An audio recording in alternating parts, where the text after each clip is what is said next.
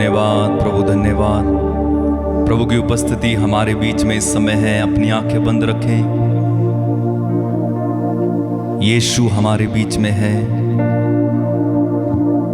वो आपके बीच में चल रहे हैं। वो आपको छू रहे हैं इस समय। वो आपको इसी समय छू रहे हैं। आंखें बंद रखिएगा, प्रार्थना में रहिए। यीशु आपको छू रहे हैं। Jesus is touching you. प्रार्थना में रहें, जिद करें, प्रभु मुझे तू चाहिए। आज पवित्र आत्मा का दिन है। मुझे पवित्र आत्मा से भरना। प्रभु मुझे पवित्र आत्मा का अभिषेक देना। वही आत्मा जो सागर पर मंडराता था, वही आत्मा जो चेलों पर उतरा, वही आत्मा जो तुझ पर था, वही आत्मा जो आग लेकर आता है, वो मुझ पर उतर आए। प्रार्थना करें, प्रभु मुझे पवित्र आत्मा का अभिषेक चाहिए। I want the anointing of the Holy Spirit। मुझे पवित्र आत्मा का अभिषेक चाहिए। प्रार्थना करो इस समय, प्रार्थना करो। अगर आपका पति शराबी है, उसको पवित्र आत्मा का अभिषेक चाहिए। आपके बच्चे सुनते नहीं है, उन्हें पवित्र आत्मा का अभिषेक चाहिए। आपका रिश्ता टूटा है, पवित्र आत्मा का अभिषेक चाहिए। उसका अभिषेक आएगा, सब कुछ सही हो जाएगा। मांगो मेरे भाई, मांगो मेरी बहन, इस समय मुंह खोल कर मांगो, दिल खोल कर मांगो। प्रभु कहते हैं जो अपना मुंह खोलेगा मैं उसे भर दूंगा। मांगे, कहें पवित्र आत्मा चाहिए, मुझे पवित्र आत्मा चाहिए। Lord I want Holi spirit. मुझे पवित्र आत्मा चाहिए। कहो कहो, अपने मन में कहो, जोर जोर से कहो, मुझे पवित्र आत्मा चाहिए, मुझे पवित्र आत्मा चाहिए। बोलिए बोलिए बोलिए बोलिए।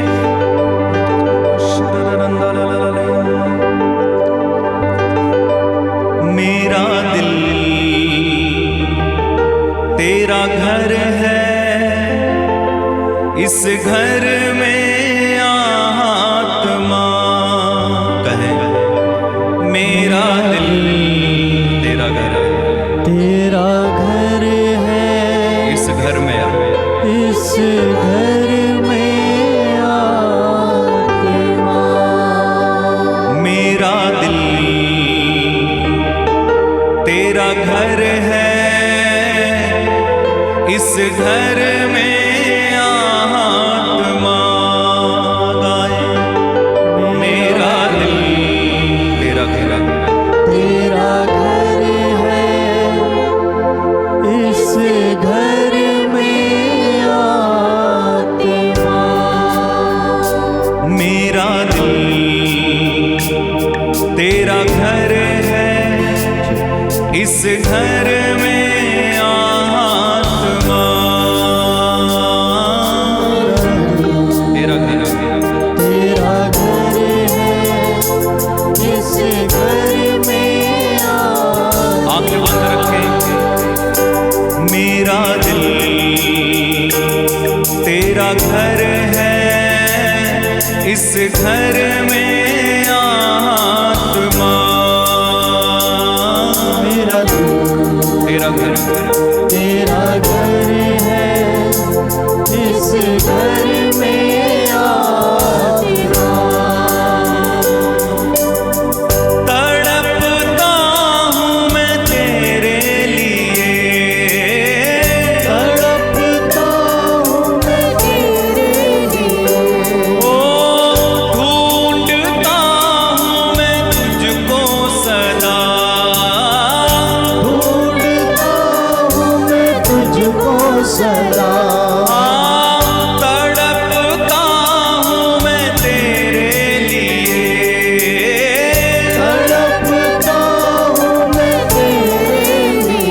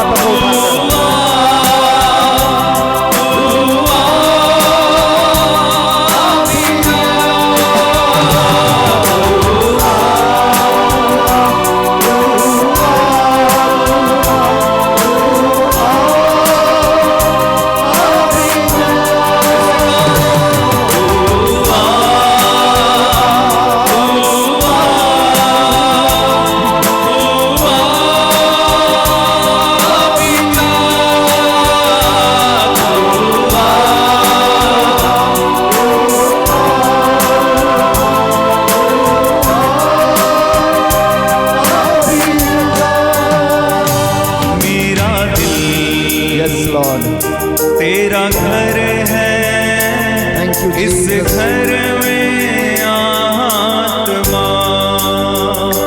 मेरा दिल तेरा घर है, इस घर में आत्मा।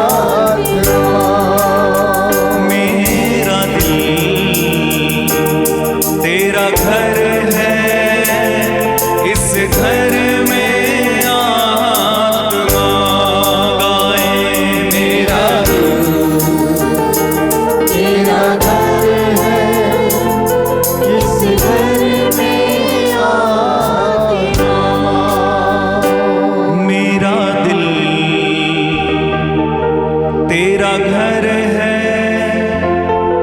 इस घर में आत्मा गाए। मेरा दिल तेरा घर है, इस घर में आत्मा। मेरा दिल तेरा घर है, इस घर में आत्मा। मिलकर गाएं। मेरा दिल तेरा घर है, इस घर में आत्मा। धन्यवाद पिता ईश्वर, तेरी आराधना हो, महिमा हो, स्तुति हो, जय जयकार हो प्रभु। जीवन देने वाले, चंगा करने वाले, स्वास्थ्य प्रदान करने वाले, हम सबके लिए प्रबंध करने वाले पिता ईश्वर, हम तेरी पाक हजूरी में प्रभु इस वक्त मौजूद हैं। प्रभु यीशु, आपने कहा जहाँ पर 2 या 3 मेरे नाम से एकत्र होते, मैं उनके बीच में उपस्थित हूँ। इस वक्त हम विश्वास करते हैं तू हमारे बीच में हाजिर है। प्रभु बोल, तेरा दास सुन रहा है। ये तेरे बच्चे तेरा वचन सुनकर तौबा करके अपने जीवन को बदलने के लिए यहाँ मौजूद हैं। हे प्रभु यीशु, इनके हृदयों को स्पर्श कर, इनकी आत्माओं को स्पर्श कर, इन्हें नया बनने की कृपा प्रदान कर। आज का वचन जो आप इनसे बोलने वाले हैं, इनके जीवन में 100 गुना फल लाए। पवित्र आत्मा इन्हें प्रेरणा दे, सामर्थ्य प्रदान कर, जिससे कि ये वचन को सुनकर ग्रहण कर सके, अपनी जिंदगी में चरितार्थ कर सके। हमारी प्रार्थना सुन, उद्धार करता यीशु के नाम से मांगते हैं, आमीन। सबको जय यीशु की। संत पौलुस लिखता है, केवल वचन के श्रोता ना बने, बल्कि वचन के पालन करता भी बने। क्या बनना है? पालन करता बनना, वो जरूरी है। अगर कोई इंसान वचन का पालन करता नहीं बनता तो उसकी जिंदगी में फल देखने को नहीं मिलेगा।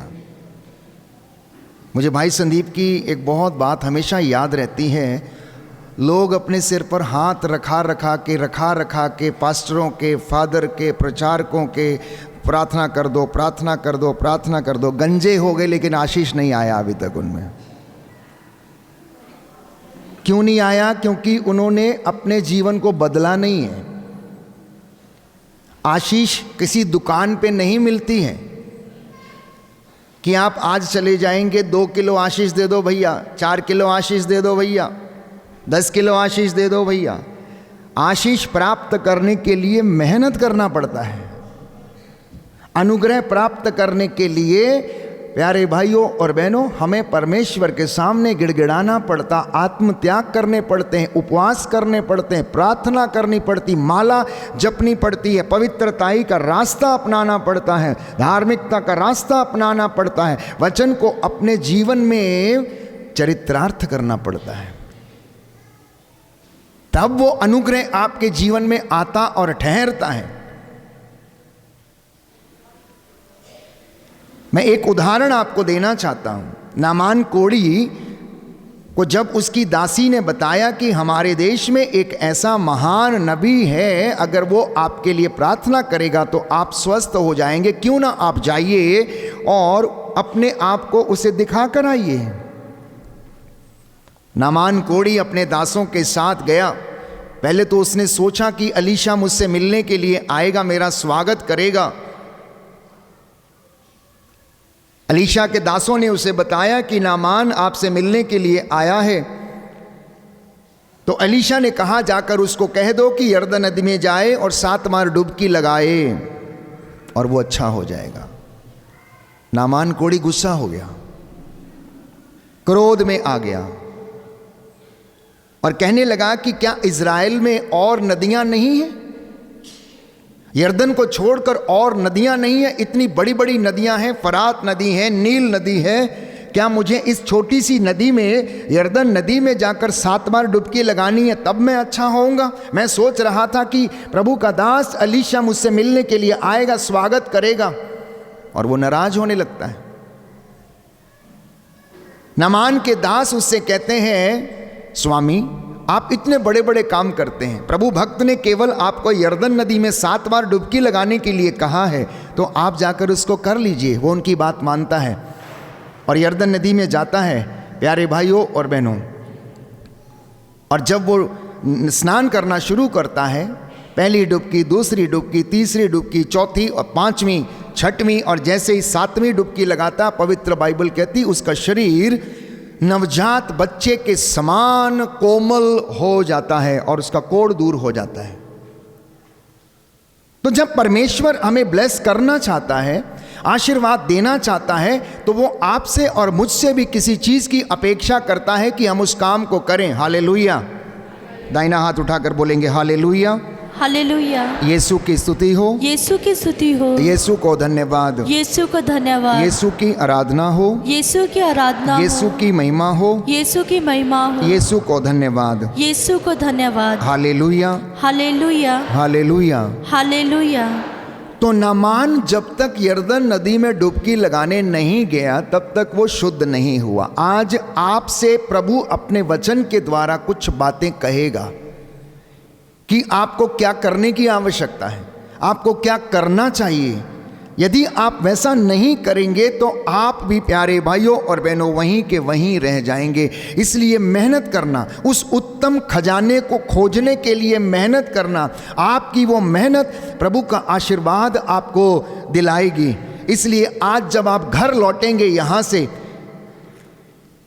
तो बदले हुए मनुष्यों के जैसे लौटना, नए प्राणी बने हुए लोगों के जैसे लौटना, पुराना सब कुछ पीछे छोड़ के नया धारण करके लौटना। प्यारे भाइयों और बहनों, लूकस के सुसमाचार अध्याय 8 पद संख्या 15 में पढ़ते हैं कि वे जो उत्तम भूमि में बीज गिरे वो बड़े हो गए। कोई 100 गुना फल लाया, कोई 60 गुना फल लाया और कोई 70 गुना फल लाया। आप में से कुछ लोग जो किसानी के विषय में जानते हैं, खेत किसान या खेत खलिहानों के विषय में जानते हैं, बीज के विषय में भी आप जानते हैं। जब किसान बीज बोता है तो एक एक बीज प्यारे भाइयों और बहनों देख कर वो बोता है, क्वालिटी का बीज बोता है। उस एक भी बीज में कमी नहीं होती है, उस एक भी बीज में कमी नहीं होती है। लेकिन आप मुझे बताओ, वो एक ही खेत में गिरते हैं, उस एक ही खेत में प्यारे भाइयों और बहनों पानी भी दिया जाता, खाद भी दिया जाता, फिर उसमें जो बाल आती हैं उसमें बीजों की संख्या अलग अलग क्यों होती है? आप बाल तोड़ के देखना, गेहूं का बाल तोड़ के देखना, 10-15 इकट्ठे करके लाना, उसको एक एक निकालना और गिनना, किसी में 20 निकलेंगे, किसी में 50 निकलेंगे, किसी में 30, किसी में 40। क्यों? प्यारे भाइयों और बहनों, बोने वाले ने तो सब जगह एक जैसा ही बीज बोया था।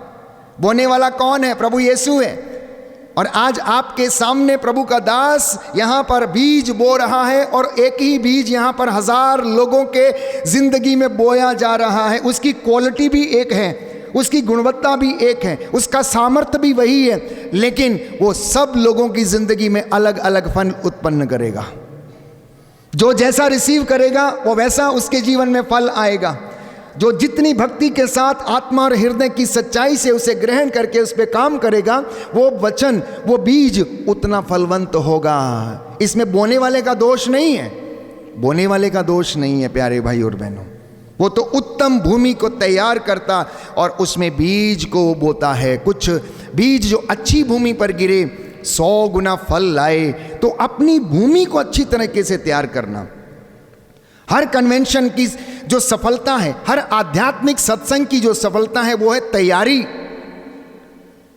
वो है अपने गुनाहों का तौबा करना, अपना पुराना सब कुछ निकालना और नया उसमें भरना। अगर पहले से ही पुराना उसमें भरा हुआ है, नया आप भर नहीं सकते। हालेलुया, यीशु की स्तुति हो, यीशु की स्तुति हो, यीशु को धन्यवाद, यीशु को धन्यवाद, यीशु की आराधना हो, यीशु की आराधना हो, यीशु की महिमा हो, यीशु की महिमा हो, यीशु को धन्यवाद। यीशु को धन्यवाद। हे प्रभु यीशु, हे प्रभु यीशु, मेरे जीवन में, मेरे जीवन में, मेरे परिवार में, मेरे परिवार में अपने वचन का अपने वचन का 100 गुना फल उत्पन्न कीजिए। 100 गुना फल उत्पन्न कीजिए। Hallelujah, hallelujah, hallelujah, hallelujah, hallelujah. Hallelujah.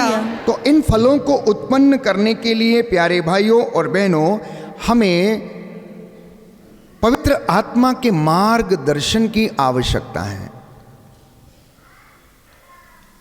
पवित्र आत्मा के मार्गदर्शन में जब आप चलेंगे तो हम सांसारिक चीज़ों में आसक्त नहीं होंगे। मैं ये नहीं कहता कि आप एंटरटेनमेंट ना करें, पिकनिक ना जाएं, अपने सांसारिक जीवन को ना जिएं, परंतु संत पौलुस हमें समझाना चाहता है कि आप इन सांसारिक चीज़ों में आसक्त ना हो जाएं। आप इनमें अपनी खुशी मत खोजिए। ये क्षणिक भर के लिए हैं, थोड़े समय के लिए, थोड़े देर का आनंद देते हैं। उदाहरण के लिए, आज आप किसी रिसोर्ट में खाना खाने के लिए जाएंगे, आप थोड़ी देर के लिए उसका स्वाद लेंगे, चाहे आप चिली चिकन खाएं, बटर चिकन खाएं या फिर मटन खाएं या जो कुछ भी खाएं, वो थोड़ी देर के लिए उसका स्वाद रहता है। उसके बाद प्यारे भाइयों और बहनों, वो किसी काम का नहीं रह जाता है। वो आपको शरीर की थोड़ी सी ताकत देता है, उसके बाद मलद्वार के द्वारा वो निकल जाता है और आप वैसे के वैसे ही हो जाते हैं। आप वैसे के वैसे ही हो जाते हैं। तो शरीर को स्वस्थ रखने के लिए ना केवल भोजन की जरूरत है, बल्कि मन की शांति की आवश्यकता है, मन की पवित्रता की आवश्यकता है, अपने आप को प्यारे भाई और बहनों समर्पित करने की आवश्यकता है। क्योंकि पवित्र बाइबल सूक्ति ग्रंथ में हमें बताती है कि जो मन की शांति शरीर को स्वास्थ्य प्रदान करती है। मन की शांति शरीर को स्वास्थ्य प्रदान करती है। जो ईर्ष्या से भरा रहता है वो उसकी हड्डियों के लिए क्षय बन जाता है, वो उसकी हड्डियों के लिए क्षय बन जाता है। इसलिए आज पवित्र आत्मा प्यारे भाइयों और बहनों आपसे बात करना चाहता है कि आप अपना नवीनीकरण कैसे करेंगे, आप अपना नवीनीकरण कैसे करेंगे। और नवीनीकरण होता है प्रायश्चित के द्वारा। नवीनीकरण होता है प्रायश्चित के द्वारा। अब आप सवाल पूछेंगे, हमें किन चीज़ों के लिए प्रायश्चित करना है चाहिए फादर जी? हर वो चीज़ जो ईश्वर के मार्ग पर आपको जाने से रोकती है, उसके लिए प्रायश्चित करने की आवश्यकता है। हर वो चीज़ जो आपको पवित्रताई में रहने के लिए रोकती है, आपके बंधन बनती है, उसके लिए आपको तौबा करने की आवश्यकता है। हर वो चीज़ जो ईश्वर के राज्य के विरुद्ध है और अगर आपकी ज़िंदगी में है तो उसके लिए तौबा करने की आवश्यकता है। और यदि आप ऐसा करते रहेंगे तो आत्मा का स्नान होता रहेगा। Hallelujah, hallelujah. यीशु की स्तुति हो, यीशु की स्तुति यीशु हो, को धन्यवाद, यीशु को धन्यवाद, यीशु की आराधना हो, यीशु की आराधना हो, यीशु की महिमा हो, यीशु की महिमा हो, यीशु को धन्यवाद। यीशु को धन्यवाद। Hallelujah, hallelujah, hallelujah. हालेलुया। तो एक दूसरा सवाल ये है प्यारे भाइयों और बहनों कि मनुष्य का हृदय जो है पाप से दूषित होता है, दूसरी किसी चीज से नहीं होता है। मनुष्य का हृदय किससे दूषित होता है? पाप से दूषित होता है। जब आप अपने हृदय में बुरे विचार लाते हैं, षड्यंत्र रचते हैं, एक दूसरे की प्रॉपर्टी को हत्याना चाहते हैं, एक दूसरे पर अभियोग लगाना चाहते हैं, एक दूसरे को निंदित करना चाहते हैं, एक दूसरे के साथ ईर्ष्या करते हैं, तब वो पाप आपकी ज़िंदगी में घुस जाता, जैसा कि इब्लीस की ज़िंदगी में वो घुस गया। कब?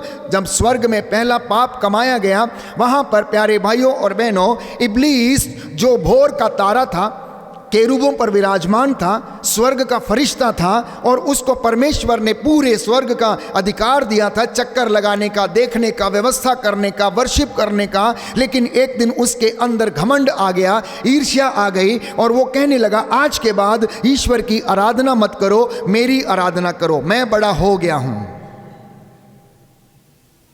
प्यारे भाइयों और बहनों, ईश्वर को बहुत बुरा लगा कि इब्लीस ने ईश्वर के विरुद्ध विद्रोह छेड़ दिया। इसलिए ईश्वर ने 1/3 स्वर्गदूतों को जो उसका साथ दे रहे थे उठाकर धरती पर पटक दिया।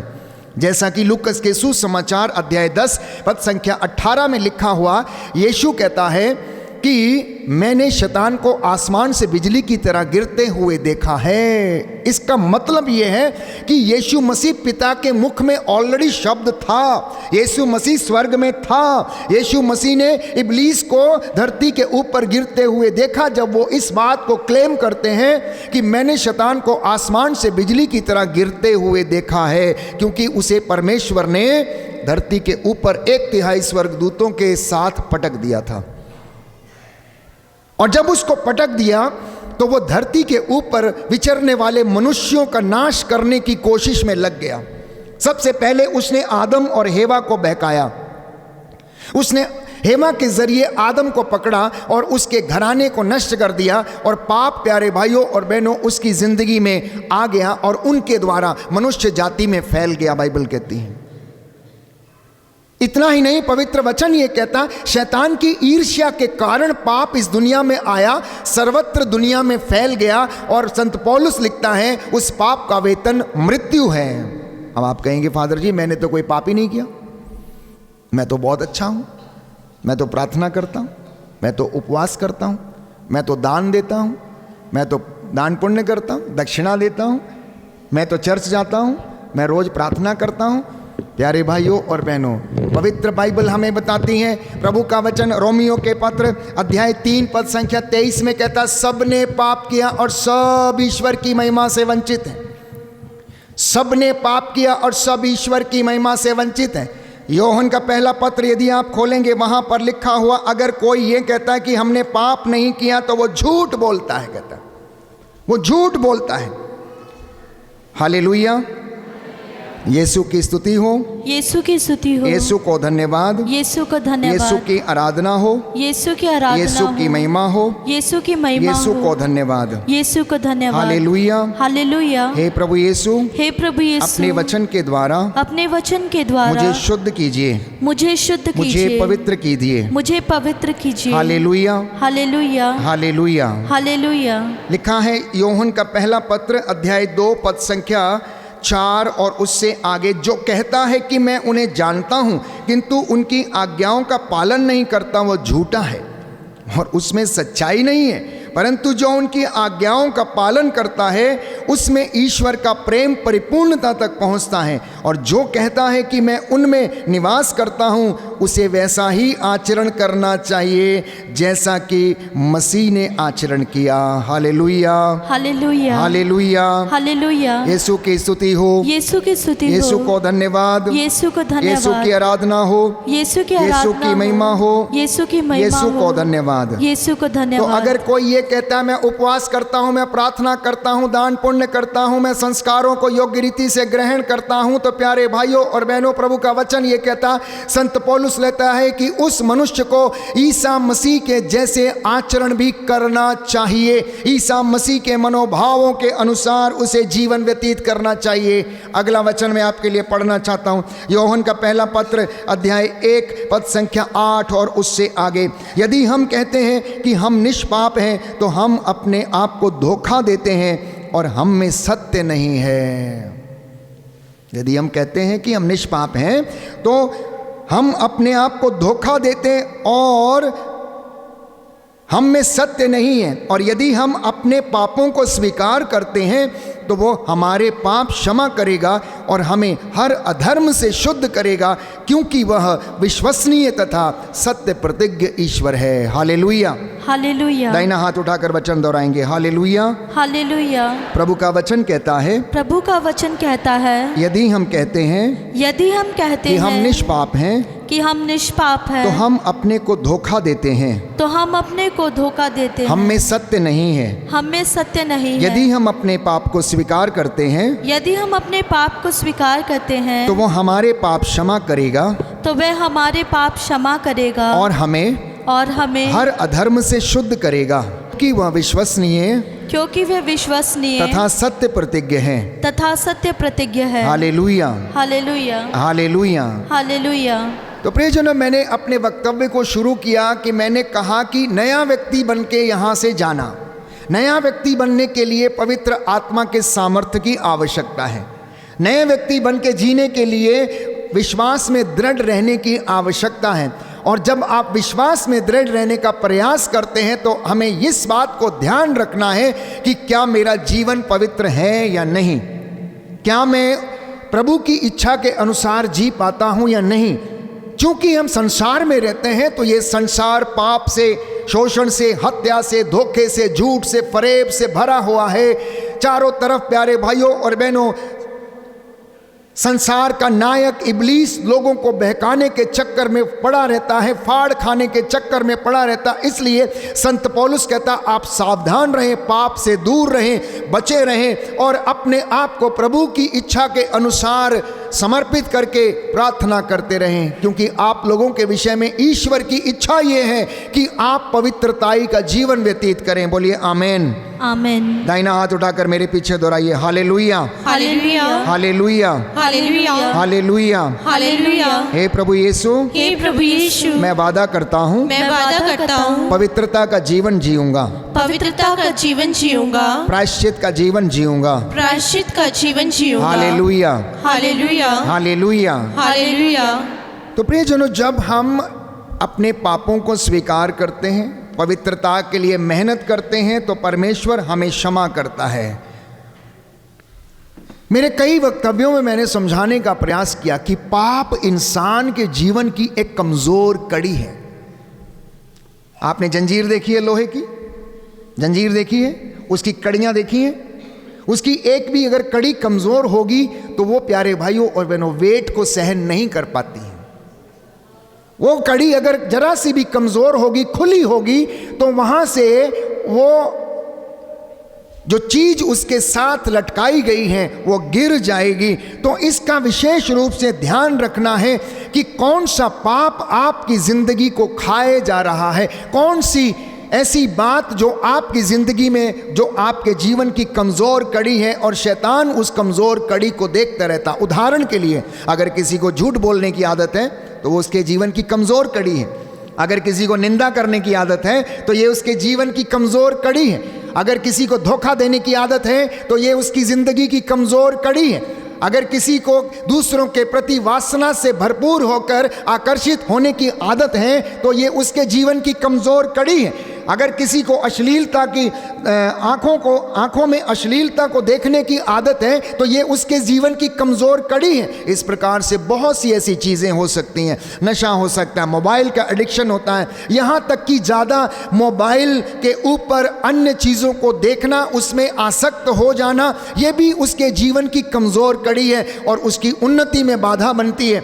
चाहे वो आर्थिक उन्नति हो, चाहे सामाजिक उन्नति हो, चाहे वो आध्यात्मिक उन्नति हो, ये उसके जीवन की कमज़ोर कड़ी बन जाती हैं और एक दिन उसको अपने आगोश में लेकर समाप्त कर देती है। Hallelujah, hallelujah. यीशु की स्तुति हो, यीशु की स्तुति हो, यीशु को धन्यवाद, यीशु को धन्यवाद, यीशु की आराधना हो, यीशु की आराधना हो, यीशु की महिमा हो, यीशु की महिमा हो, यीशु को धन्यवाद, यीशु को धन्यवाद। हालेलुया। हालेलुया। तो जब इंसान इस तरीके की चीजों में फंस जाता है तो वो अपने आप को ईश्वर से दूर करने लगता है।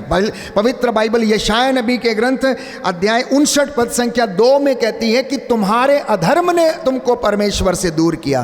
किसी व्यक्ति ने नहीं किया। किसने किया? तुम्हारे अधर्म ने, तुम्हारी कमजोरियों ने, तुम्हारी बुराइयों ने, तुम्हारे पापों ने तुमको ईश्वर से दूर किया है। अब समय है, कहता 10 गुना उत्साह के साथ तुम लौट कर ईश्वर के पास आओ। नबी बारूक का ग्रंथ अध्याय 4 पद संख्या 27। नबी बारूक का ग्रंथ पुराने व्यवस्थान में हम पढ़ते हैं। नबी बारूक का ग्रंथ अध्याय 4 पद संख्या 27 में लिखा हुआ है, तुमने ईश्वर से दूर जाने की बात सोची थी, लेकिन अब तुम उसके पास 10 गुना उत्साह के साथ आने का प्रयास करो, लौट कर चले आओ। और संत पौलुस कहता है ये उचित समय है, तुम ईश्वर से मेल कर लो। इतना ही नहीं कहता है, तुम अपने आप को ईश्वर के अधीन कर दो, जिससे कि शांति का ईश्वर शीघ्र ही शैतान को तुम्हारे पैरों के नीचे कुचल दे। Hallelujah, hallelujah, hallelujah. हालेलुया। हे प्रभु यीशु, हे प्रभु यीशु, मेरे पापों को, मेरे पापों को, मेरे गुनाहों को मेरे गुनाहों को क्षमा कीजिए, क्षमा कीजिए, माफ कीजिए। माफ कीजिए। Hallelujah, hallelujah, hallelujah, hallelujah, hallelujah. Hallelujah. तो हमारे जीवन का नवीनीकरण तभी संभव है जब आप प्यारे भाइयों और बहनों पाप और पश्चाताप को दोनों को समझ पाएं। यदि आप इनको समझ नहीं पाएंगे तो हमारे जीवन का उद्धार संभव नहीं, आध्यात्मिक उन्नति संभव नहीं। आप में से बहुत से लोग जब मुझसे मिलते हैं तो कहते हैं कि हमने पाप नहीं किया है। प्यारे भाइयों और बहनों, परमेश्वर ने मूसा को विधान की पाटियां दी और बाइबल कहती है कि परमेश्वर ने स्वयं अपनी उंगली से उन नियमों को उस विधान की पाटियों पर लिखा और मूसा को दिया और कहा कि जाकर मेरे लोगों से कहो कि परमेश्वर इन सारे नियमों को तुम्हें देता है, इसलिए तुम इनका पालन करोगे तो तुम दीर्घ आयु होगे, लंबे समय तक इस धरती के ऊपर तुम जीवित रहोगे। वो नियम क्या थे? एक परमेश्वर है, उसकी आराधना करना, उसको छोड़ किसी दूसरे की आराधना नहीं करना, प्रभु का नाम व्यर्थ नहीं लेना, प्रभु का दिन पवित्र रखना, माता पिता का आदर करना, चोरी मत करना, झूठी गवाही मत देना, व्यभिचार मत करना, पराये धन का लालच मत करना, पराई स्त्री की कामना नहीं करना। प्यारे भाइयों और बहनों, क्या इंसान इससे बचा हुआ है? क्या इंसान इससे बचा हुआ है? पाप सर्वत्र इस तरीके से फैला हुआ है लोगों के बीच में कि लोग समझ नहीं पा रहे हैं कि वो उनका विनाश किस तरीके से करता जाता है। अय्यूब नबी के ग्रंथ में एक सुंदर वचन है प्यारे भाइयों और बहनों, जहां पर लिखा हुआ, विपत्ति मिट्टी में पैदा नहीं होती, विपत्ति मिट्टी में पैदा नहीं होती है। Hallelujah, hallelujah. यीशु की स्तुति हो, यीशु की स्तुति यीशु हो, को धन्यवाद, यीशु को धन्यवाद, यीशु की आराधना हो, यीशु की आराधना यीशु की हो, महिमा हो, यीशु की महिमा यीशु को हो, धन्यवाद, यीशु को धन्यवाद। Hallelujah, hallelujah. हे प्रभु यीशु, हे प्रभु यीशु, आपके पवित्र वचन आज के पवित्र वचन आत्मा और जीवन है। आत्मा और जीवन है। इन वचनों के द्वारा इन वचनों के मुझे द्वारा आशीष दीजिए। मुझे आशीष दीजिए। हालेलुया। हालेलुया। सुनिए ध्यान से, अय्यूब नबी का ग्रंथ अध्याय 5 पद संख्या 6 और उससे आगे, विपत्ति मिट्टी में से नहीं उगती और दुख भूमि से उत्पन्न नहीं होता। सुंदर बात है। इंसान उसके लिए जिम्मेदार है। जब आप विपत्ति को रास्ता दिखाएंगे कि वो आपके जीवन में प्रवेश करे तो वो आ जाएगी। हेवा ने इब्लीस को अपने घर में आने का रास्ता दिखाया। जब तक उसने मना किया तब तक वो बची रही, लेकिन जिस दिन उसने रास्ता दिखा दिया, बोले इब्लीस भैया आ जाओ, बहुत दिन हो गए हो, बड़े परेशान कर रहे हो, रोज़ मुझसे मिलना चाहते हो, बात करना चाहते हो, आज मैं तुम्हारी बात सुन ही लेती हूँ, क्या कहना चाहते हो बोलो। और उसका सवाल क्या था? उसने क्या सवाल पूछा? उसने पूछा, हेवा ये बता, परमेश्वर ने तुझसे क्या कहा है? हेवा बोली, परमेश्वर ने कहा है इस अदन बाग के सब पेड़ों के फल तुम खा सकते हो, लेकिन बाग के बीचों बीच लगे पेड़ का फल तुम नहीं खा ले। बोले क्यों? उसमें ऐसा क्या है? बोले इस पेड़ का फल तुम खाओगे तो तुम मर जाओगे। अरे बोला पगली, नहीं मरेगी नहीं, तुम मरेगी नहीं। परमेश्वर जानता है कि तू अगर फल खा लेगी तो उसके जैसे बन जाएगी। बस इतना काम करके इब्लीस वहां से चला गया और हेवा परेशान होने लगी। 1 दिन बीता, 2 दिन बीता, 4 दिन बीता, हो सकता है 6 दिन, 5 दिन, हफ्ता बीता होगा। सोचती रही इस पेड़ का फल खाऊं ना खाऊं। आप में से कई लोग ऐसे हैं जिनको मोबाइल पे प्रलोभन दिए जाते हैं, इन्वेस्ट करिए 100 का 200 मिल जाएगा, आपके लिए ये स्कीम बहुत बढ़िया है, यहाँ प्लॉट खरीद लीजिए, यहाँ पर इन्वेस्ट कर दीजिए, जल्दी आइए, आखिरी दिन है, आखिरी समय है, ऑफर खत्म हो रहा है। और इब्लीस भी हेवा को ऑफर देके चला गया उसके बाद। और हेवा सोचती रही, अब मैं इसको फल खा के ईश्वर के जैसे कैसी बनूं मैं। और उसने गलती कर दी प्यारे भाई और बहनों। वो उस शक में जीने लगी, परमेश्वर से दूर जाने लगी। मैं समझता हूं अगर वो परमेश्वर के पास जाती, मशवरा करती, उससे पूछती कि आज इब्लीस आया था प्रभु और वो ये कह रहा था, ये ऐसा क्यों? और परमेश्वर उसे समझाता, वही बात आप लोगों की जिंदगी में भी है।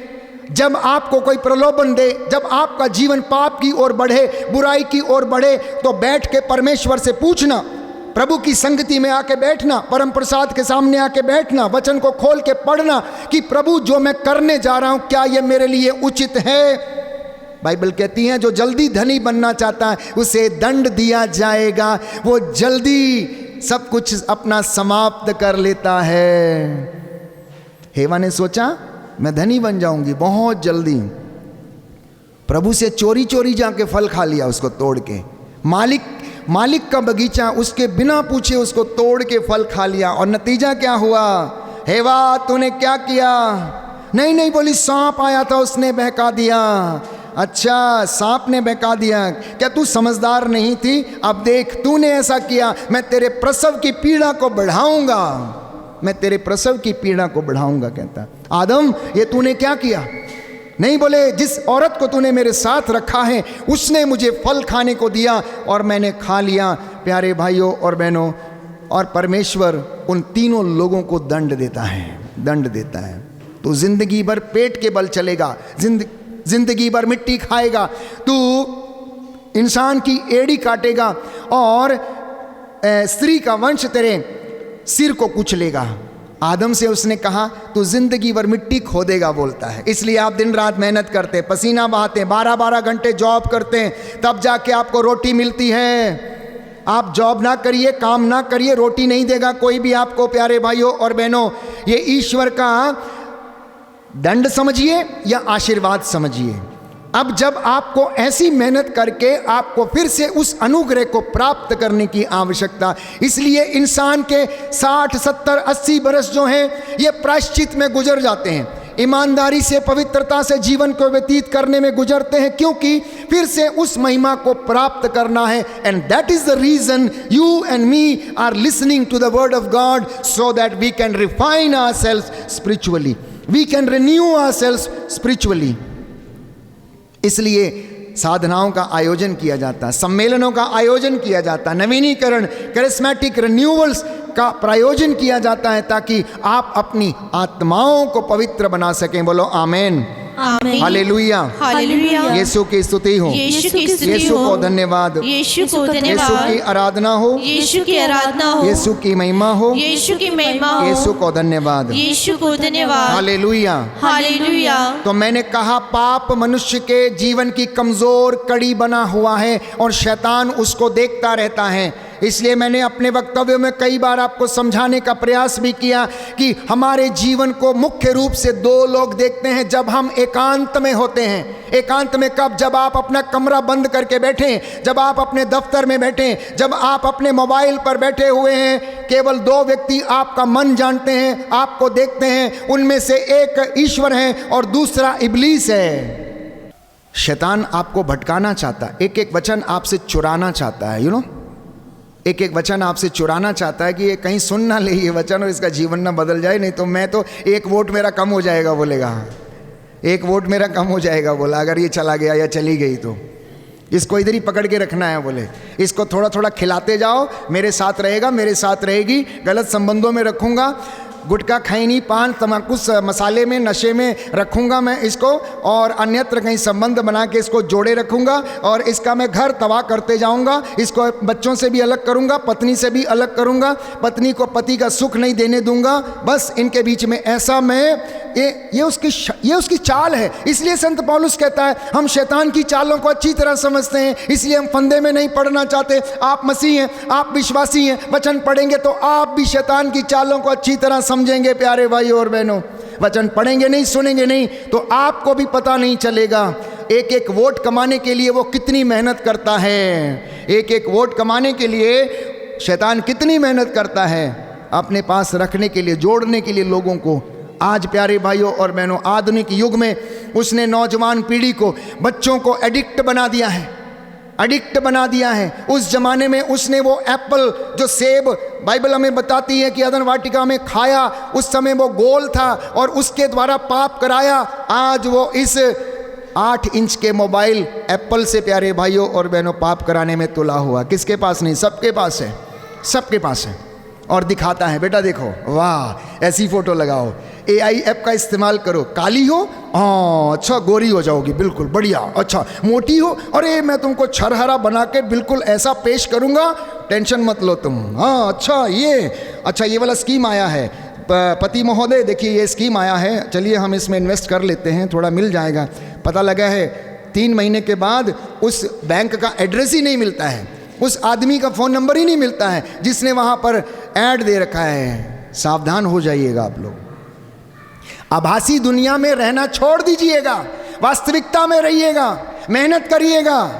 पुराने ज़माने में एक घर में माँ इतना मेहनत करती थी, अपने 7-7, 8-8 बच्चों को संभालती थी, पूरे 10-10 बच्चों को खिलाती थी, 5-5 बच्चों को खिलाती थी। हमें याद है जब हम अपने 4-5 भाई बहन सब मिलकर, हमारी माँ चूल्हे पर बैठकर रोटी हमको खिलाती थी, बनाती थी, एक एक रोटी सबकी थाली में परोसती थी। आज की माताएं, आज की नौजवान युवतियां काम करना नहीं चाहती हैं प्यारे भाई और बहनों। उन्हें सबसे पहले मोबाइल को परोसना है, या फिर थक गई हैं तो आके आराम फरमाना है। जमाना बदल गया है। अरे जमाना बदला पर आप क्यों बदल रहे हैं भाई? जमाने को बदलने दीजिए, तकनीक को बढ़ने दीजिए, तकनीक का इस्तेमाल करना सीखिएगा जो आपका उद्धार कर सके, ना कि आपको बर्बाद कर सके।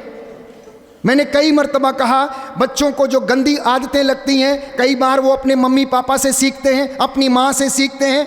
मम्मी सुर्खी बिंदी लगा के एक अच्छा सा पोज लेगी, डीपी लगाएगी, तो क्या आपकी बेटी रह जाएगी? क्या आपकी बेटी नहीं लगाएगी? क्या कल कोई उसको देखेगा, AI सोशल मीडिया प्लेटफॉर्म पे उसकी पिक्चर का गलत इस्तेमाल होगा, तो इसका दोषी कौन है? आपने रास्ता दिखाया है, आपने अपने बच्चे को ये सब करने के लिए प्रोत्साहित किया है। ये सब करने से पहले अपने बच्चों को समझाना भी है, क्या बुरा है क्या अच्छा। इसलिए पवित्र बाइबल विधि विवरण ग्रंथ में कहती, इन वचनों पर मनन चिंतन किया करो, इसे अपने बच्चों को समझाया करो, क्या अच्छा है क्या बुरा है। ये तुम्हारे लिए निरे शब्द नहीं है, इन पर तुम्हारा जीवन निर्भर है। Hallelujah, hallelujah. यीशु की स्तुति हो, यीशु की स्तुति यीशु हो, को धन्यवाद, यीशु को धन्यवाद, यीशु की आराधना हो, यीशु की आराधना यीशु की महिमा हो, यीशु की महिमा यीशु को हो, धन्यवाद। यीशु को धन्यवाद। Hallelujah, hallelujah, hallelujah. हालेलुया। तो यदि आध्यात्मिक नवीनीकरण करना है तो पाप का बोध होना अनिवार्य है, और दूसरा प्रायश्चित करना अनिवार्य है। क्योंकि पवित्र बाइबल कहती है प्यारे भाइयों और बहनों, परमेश्वर की इच्छा के अनुसार शोक उद्धार के लिए आप लोगों को क्या करता है? पश्चाताप उत्पन्न करता है। अध्याय 2 कुरिन्थियों का दूसरा पत्र अध्याय 7 पद संख्या 10 और उससे आगे हम पढ़ते हैं कि परमेश्वर हम सभी लोगों को उद्धार देना चाहता, इसलिए वो चाहता है कि हम प्रायश्चित करें। ये वचन मैं आपके लिए पढ़ना चाहता हूँ। लिखा है कुरिन्थियों का दूसरा पत्र अध्याय 7 पद संख्या 10। लिखा है, क्योंकि जो दुख ईश्वर की इच्छा के अनुसार स्वीकार किया जाता है उससे ऐसा कल्याणकारी हृदय परिवर्तन होता है कि खेद का प्रश्न ही नहीं उठता। संसार के दुख से मृत्यु उत्पन्न होती है। Hallelujah, hallelujah, hallelujah, hallelujah, hallelujah. Hallelujah. 2 बातें संत पौलुस कहता है, संसार के दुख से मृत्यु उत्पन्न होती है, और जो दुख परमेश्वर हमारी जिंदगी में आने देता है उससे हमारा कल्याण होता है, मन परिवर्तन होता है। दाहिना हाथ उठाकर इस वचन को दोहराएं और याद करें। Hallelujah, hallelujah. कुरिन्थियों का दूसरा पत्र अध्याय 7 पद संख्या 10 प्रभु का वचन कहता है, क्योंकि जो दुख ईश्वर की इच्छा के अनुसार स्वीकार किया जाता है उससे ऐसा कल्याणकारी हृदय परिवर्तन होता है कि खेद का प्रश्न ही नहीं उठता। संसार के दुख से मृत्यु उत्पन्न होती है। Hallelujah, hallelujah, hallelujah, hallelujah, hallelujah, hallelujah, hallelujah, hallelujah. तो प्रियजनों, ये जो संसारिक दुख है इससे मृत्यु आती, लेकिन जो दुख परमेश्वर की ओर से हमें सहना पड़ता है वो दुख कौन सा है? जब आप आत्म त्याग करते हैं, जब परमेश्वर के रास्ते पर चलते हैं, जब उसके नाम को अंगीकार करते हैं, जब उसके नाम पर आपको कोड़े लगाए जाते हैं, तो वो दुख परमेश्वर की ओर से आपकी जिंदगी में दिया जाता है ताकि आपका विश्वास खरा उतरे और आप परमेश्वर की पाक हजूरी में बैठने के योग्य बन जाएं, अपने वस्त्रों को, शरीर को उसके लहू से धो लें ताकि आप परमेश्वर के स्थान में, स्वर्ग में प्रवेश करने वाले बन सकें। Hallelujah, hallelujah. यीशु की स्तुति हो, यीशु की स्तुति यीशु हो, को धन्यवाद, यीशु को यीशु की धन्यवाद, आराधना हो, यीशु की आराधना यीशु की हो, महिमा हो, यीशु की महिमा यीशु को हो, धन्यवाद। यीशु को धन्यवाद। इसलिए भजन संहिता में हम पढ़ते हैं अध्याय 51 पद संख्या 17, book of Psalms chapter 51 verse 17, book of Psalms chapter 51 verse 17। टूटा हुआ और खेदित हृदय परमेश्वर तुच्छ नहीं जानता। मतलब जो मन टूटा हुआ है, जो मन खेदित है, जो मन दुखी है, परमेश्वर उसे तुच्छ नहीं समझता। जब वो प्रायश्चित करता है, जब वो उसके पास लौट कर आता है, तो परमेश्वर उस पर दया करता है। इसलिए नया जन्म प्राप्त करने की कोशिश करिए, मसीह में पुनर्जीवित होने की कोशिश करिए, अपनी आत्मा को पुनर्जीवित करने की कोशिश करना। प्यारे भाइयों और बहनों, ये हृदय परिवर्तन है, ये हृदय परिवर्तन है। बाइबल कहती है, योहन का सुसमाचार अध्याय 3 पद संख्या 3 और उससे आगे, जब तक कोई नया जन्म ना ले ले वह परमेश्वर के राज्य में प्रवेश नहीं कर सकता। आप परमेश्वर के राज्य में जाना चाहते हैं? आप उन्नति चाहते हैं, संतान का वरदान चाहते हैं, अच्छी नौकरी चाहते हैं, आप अच्छे व्यक्ति बनना चाहते हैं?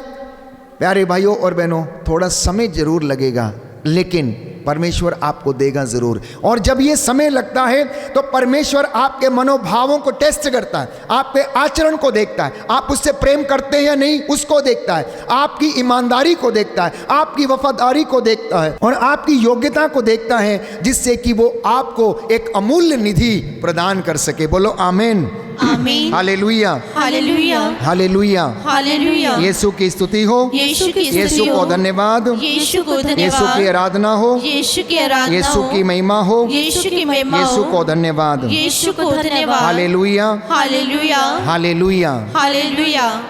तो आज का आखिरी वचन मैं आपसे कहना चाहता हूं इस वक्तव्य का, कि अगर आप पश्चाताप करते हैं, रिपेंटेंस का जीवन जीते हैं, प्रभु के सामने अपने आप को अयोग्य समझते हैं, तो ये आपकी जिंदगी में महान चमत्कार करता है। सबसे पहली बात, आपके पाप क्षमा हो जाते हैं।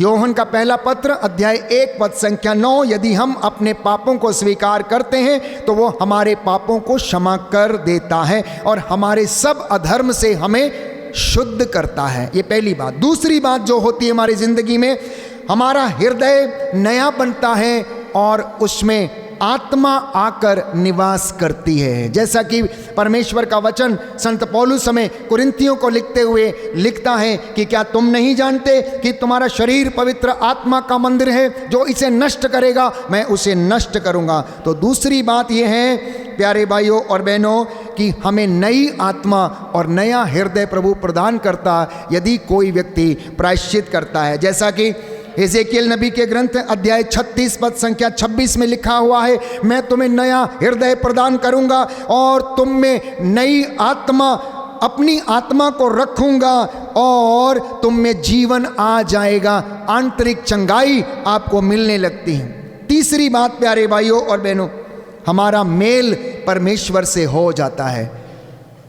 यशायाह लिखता है अध्याय 59 पद संख्या 2 और उससे आगे कि तुम्हारे अधर्म ने तुमको ईश्वर से दूर किया, अब तुम्हारा प्रायश्चित तुमको ईश्वर के नजदीक लेकर आएगा। चौथी बात जो होगी हमारे जीवन में, हम नए प्राणी बनते हैं, नई सृष्टि बनते हैं। जैसा कि कुरिन्थियों को लिखते हुए दूसरे पत्र में संत पौलुस अध्याय 5 पद संख्या 17 में लिखते हैं, जो मसीह में आ गया, मतलब जिसने मसीह को स्वीकार कर लिया, जिसने मसीह के नाम का बपतिस्मा ग्रहण कर लिया, जिसने अपने हृदय का खतना कर लिया, वो नया प्राणी बन गया है, वो नया व्यक्ति बन गया है। और ये वचन आपके सुधार के लिए हैं, ये वचन आपके नए जीवन के लिए, ये वचन आपके भविष्य के लिए, ये वचन आपकी उन्नति के लिए, ये वचन आपके आध्यात्मिक उन्नति के लिए। बोलिए आमीन। आमीन। हे प्रभु यीशु, हे प्रभु यीशु, मैं इन वचनों को मैं इन वचनों को स्वीकार करता हूँ। स्वीकार करती हूँ। Hallelujah, hallelujah, hallelujah. हालेलुया। पांचवी बात, पवित्र आत्मा के फल आपको प्राप्त होते हैं। और इतना ही नहीं, पवित्र आत्मा आपके द्वारा कार्य करने लगता है। जैसा कि प्रेरितों के कार्यकलाप अध्याय 2 पद संख्या 38 में लिखा हुआ है, पश्चाताप करो और उचित फल उत्पन्न करो। पश्चाताप करो और तुम्हें आत्मा का वरदान मिलेगा। इस वचन को मैं आपके लिए पढ़ना चाहता हूँ। Hallelujah, hallelujah. यीशु की स्तुति हो, यीशु की स्तुति यीशु हो। को धन्यवाद, यीशु को धन्यवाद। यीशु की आराधना हो, यीशु की आराधना यीशु हो। की महिमा हो, यीशु की महिमा हो। यीशु को धन्यवाद। यीशु को धन्यवाद। Hallelujah, hallelujah, hallelujah, hallelujah, hallelujah. Hallelujah.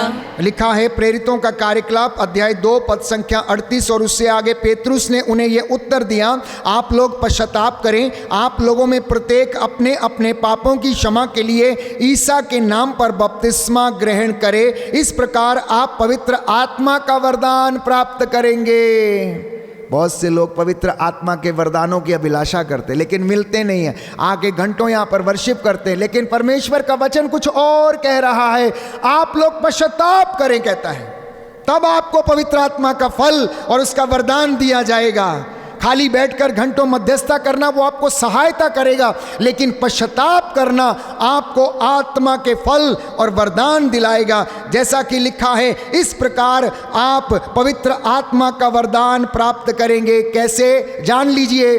पवित्र आत्मा में जो बढ़ना चाहते हैं, पवित्र आत्मा का जो बपतिस्मा ग्रहण करना चाहते हैं, उन्हें क्या करना पड़ेगा? उन्हें पश्चाताप करना पड़ेगा। चाहे वो मध्यस्थ प्रार्थना दल के सदस्य क्यों ना हो, चाहे वो मेरे जैसे दास प्रचारक क्यों ना हो, चाहे वो वर्शिपर क्यों ना हो, चाहे वो पल्ली समिति के सदस्य क्यों ना हो, चाहे वार्ड मेंबर क्यों ना हो, चाहे आपकी सहायता करने वाले लोग क्यों ना हो, अगर वो पश्चाताप करेंगे तो पवित्र आत्मा के वरदान उन्हें दिए जाएंगे। जैसा कि प्यारे भाइयों और बहनों, प्रेरितों के कार्यकलाप में संत लूकस हमें बताता है। Hallelujah, hallelujah. यीशु की स्तुति हो, यीशु की स्तुति हो। यीशु को धन्यवाद, यीशु को धन्यवाद। यीशु की आराधना हो, यीशु की आराधना यीशु हो। की महिमा हो, यीशु की महिमा यीशु को हो। धन्यवाद, यीशु को धन्यवाद। हालेलुया। हालेलुया।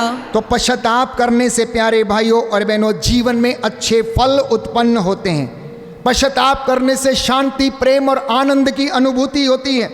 पश्चाताप करने से आप दूसरों के लिए गवाही बन जाते हैं।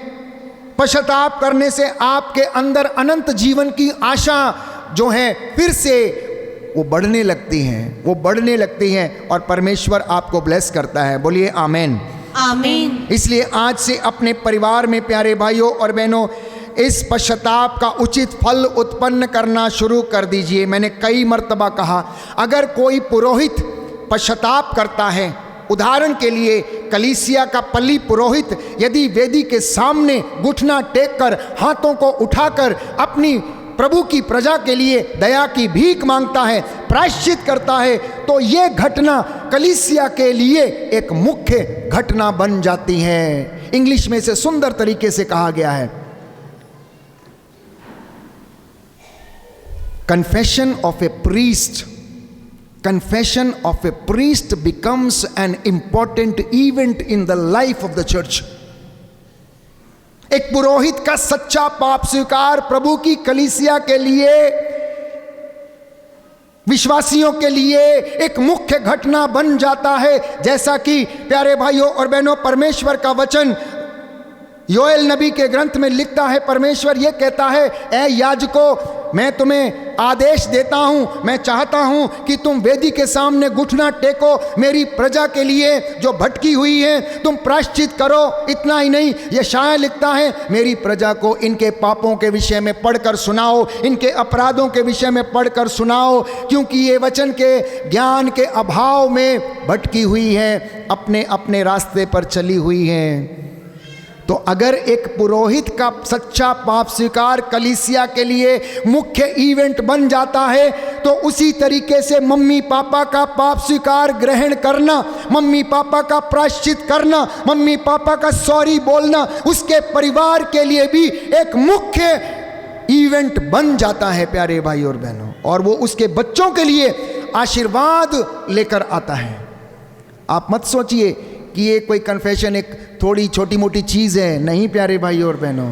The grace of the confession, confessional की वो जो ग्रेस है हमें आत्मिक उन्नति, शारीरिक उन्नति, स्वास्थ्य की उन्नति, आध्यात्मिक उन्नति, पारिवारिक उन्नति हमें प्रदान करती है। और वो कृपा जो आप कन्फेशन से लेकर जाते हैं वो आपके बच्चों की जिंदगी में भी लाभकारी होती है। बोलिए आमेन, आमीन, हालेलुया, हालेलुया। यीशु की स्तुति हो, यीशु की स्तुति हो, यीशु को धन्यवाद, यीशु को धन्यवाद, हालेलुया, हालेलुया, हालेलुया। हालेलुया।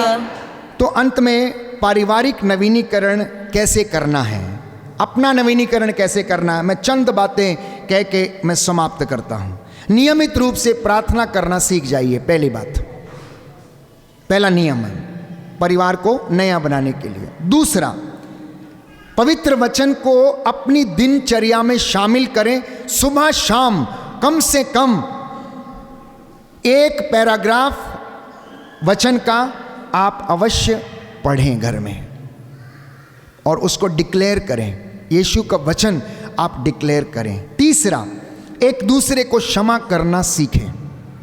चौथा, आपस में एक दूसरे के साथ प्रेम से वार्तालाप करें। पांचवा, बच्चों को आध्यात्मिक शिक्षा दें। छठवां, घर में परमेश्वर के वचन को सम्मान दें। कितने घरों में ऑल्टर बनाए हैं और वो ऑल्टर साफ हैं? परमेश्वर को प्रथम स्थान वहां पर है। जिन्होंने नहीं बनाए आज जाके बनाना। I tell you, next day आपके घर में चमत्कार होगा, नेक्स्ट डे आपके घर में चमत्कार होगा। प्यारे भाई और बहनों, हम में से बहुतों ने वचन को सुना लेकिन प्रभु को प्रथम स्थान ना तो अपनी जिंदगी में ना अपने घर में नहीं दिया। उसके लिए एक आदर और महिमा में स्थान नहीं है, सिंहासन नहीं है। प्रभु यीशु कहाँ रहता है? वचन के द्वारा आपके घर में रहता है। वो चल फिर कर नहीं आता है प्यारे भाई और बहनों, वो इस संसार रूपी शरीर में नहीं है, वो आत्मा है। जैसा कि संत योहन लिखता है, ईश्वर तो आत्मा है, इसीलिए वो चाहता है कि उसके आराधक आत्मा और सच्चाई के साथ ईश्वर की आराधना करें। वो ऐसे आराधकों को खोजता है, ऐसे आराधकों को खोजता है।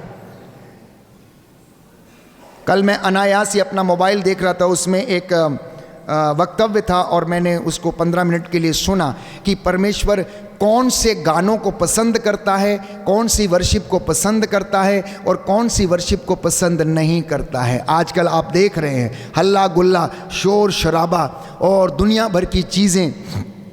हो सकता है जब आप उनको देखते हैं तो आप उनके लिए तालियां बजाएं और नाचें और गाएं, परंतु जरूरी नहीं है कि स्वर्ग राज्य में वो गीत, प्यारे भाइयों और बहनों, परमेश्वर का हृदय जो है उसको वो लुभा रहा है या उसको आनंद दे रहा है या नहीं। इसलिए आत्मा से भर के गाना, कोई गीत जब आप बनाते हैं, परमेश्वर के सामने बैठना, प्रार्थना करना, प्रभु से गीत मांगना कि प्रभु मुझे बता मैं कौन सा गीत गाऊं जो तेरी आत्मा को सुभाए, तेरी आत्मा को अच्छा लगे, मेरी आत्मा से वो गीत निकले।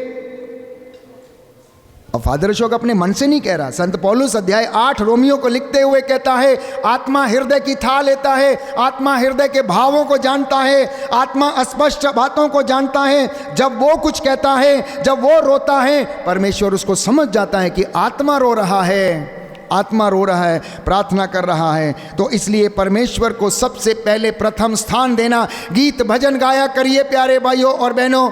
प्रथम दीक्षार्थी प्रेरितों के कार्यकलाप में प्रथम कलीसिया दिन रात एक मन, एक प्राण, एक चित्त होकर गीत भजन गाती थी, प्रभु की स्तुति करती थी। सप्ताह में एक दिन आराधना के लिए समर्पित होना। परिवार के निर्णयों में परमेश्वर से मार्गदर्शन लेना। शादी करनी है, परमेश्वर से पूछना। बिजनेस करना है, परमेश्वर से पूछना। गाड़ी लेना है, परमेश्वर से पूछना। यात्रा में जाना है, परमेश्वर से पूछना। कुछ काम करने हैं, परमेश्वर से पूछना। परमेश्वर आपका मार्गदर्शन करेगा। मैं इस बात का आपको आश्वासन देता हूं पवित्र वचन के द्वारा। इतना ही नहीं, आत्मिक नेतृत्व की भूमिकाओं को निभाना, विशेषकर बच्चे अपने माता पिता से सलाह लें, उनसे पूछें। परिवार में आत्मिक वरदानों की अभिलाषा करना, तभी परिवार का नवीनीकरण हो सकता। एक दूसरे के लिए आशीष का कारण बनिए, एक दूसरे के लिए परमेश्वर की गवाही को बांटिए। घर में परमेश्वर के वचन को सजा कर रखिए, दीवारों पर लिखिए, दीवारों पर लिखिए, घर की चौखटों पर लिखिए। जब आप तीर्थ स्थान में जाते हैं, कैलेंडर मिलते हैं प्रभु के वचन की घोषणा करने वाले। हम अपने अन्य भाइयों को, बहनों को देखें, वो किस तरीके से प्यारे भाइयों और बहनों अपने घरों में उन वचनों को सजा के रखते हैं जिन पर वो विश्वास करते हैं। तो एक मसीह व्यक्ति को परमेश्वर के वो वचन, चाहे वो किसी भी तरीके से आपके घर में हों, सजाए जाने चाहिए। बच्चों को मसीही और नैतिक शिक्षा दें, परिवार को समाज में परमेश्वर की ज्योति बनाएं। आप तो ज्योति हैं, इसलिए आप जलने की कोशिश करिएगा, ज्योति बनकर जलने की कोशिश करिएगा। ईर्ष्या से लोगों को जलाइए नहीं, घमंड से लोगों को मारिए नहीं, अहंकार से लोगों को मारिए नहीं, अन्यथा घर का सत्यानाश हो जाएगा। हर दिन परमेश्वर को धन्यवाद देना। आइए अपनी आंखों को बंद करें प्यारे भाई और बहनों। जो वचन हमने सुने हैं, प्रभु ने हमसे आज बातें की हैं कि हम विश्वास का जीवन जिए, पवित्र आत्मा की अगुवाई मांगें, पाप का बोध हम में आए, जिससे कि हम अपने जीवन की कमज़ोर कड़ी को पहचान सकें। प्रायश्चित करें, प्रायश्चित करने से हमें बहुत सारी कृपाएं मिलती हैं। जब ये कृपाएं हमारे जीवन में रहेंगी तो हमारे परिवार में नवीनीकरण आएगा, आध्यात्मिक जीवन में भी नवीनीकरण आएगा और आप नए व्यक्ति बनेंगे, क्योंकि पुराना सब कुछ बीत गया, नया शुरू हो गया।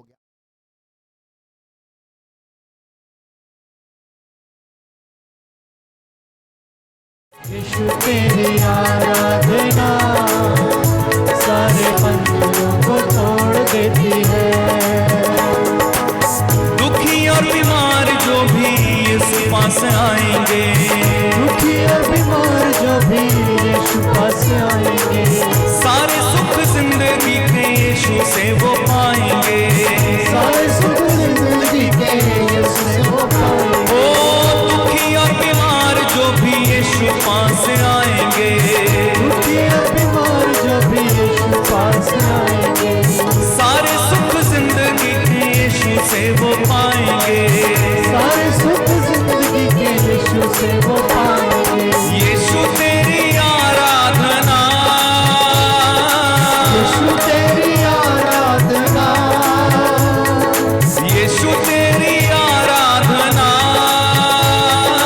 यीशु तेरी आराधना पानी समुद्रों का चीर देती है। जोरदार तालियां बजा के यीशु तेरी आराधना सारे बंधनों को तोड़ देती है। यीशु तेरी आराधना सारे बंधनों को तोड़ देती है। दुख की रस्सियों को,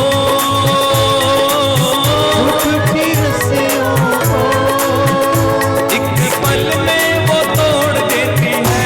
जोरदार तालियों के साथ यीशु तेरी आराधना सारे बंधनों को तोड़ देती है। गाओ गाओ, रुको यीशु तेरी आराधना सारे बंधनों को तोड़ देती है। जीना तेरे साथ, मरना भी तेरे साथ है, जीना तेरे साथ, मरना भी तेरे साथ है। जिधर भी देखूं बस तेरा ही जलाल है, जिधर भी देखो बस तेरा ही जलाल है। जीना तेरे साथ, मरना भी तेरे साथ है, जीना तेरे साथ, मरना भी तेरे साथ है। जिधर भी देखूं बस तेरा ही जलाल है, जिधर भी देखो बस तेरा ही जलाल है। यीशु तेरी आराधना, यीशु तेरी आराधना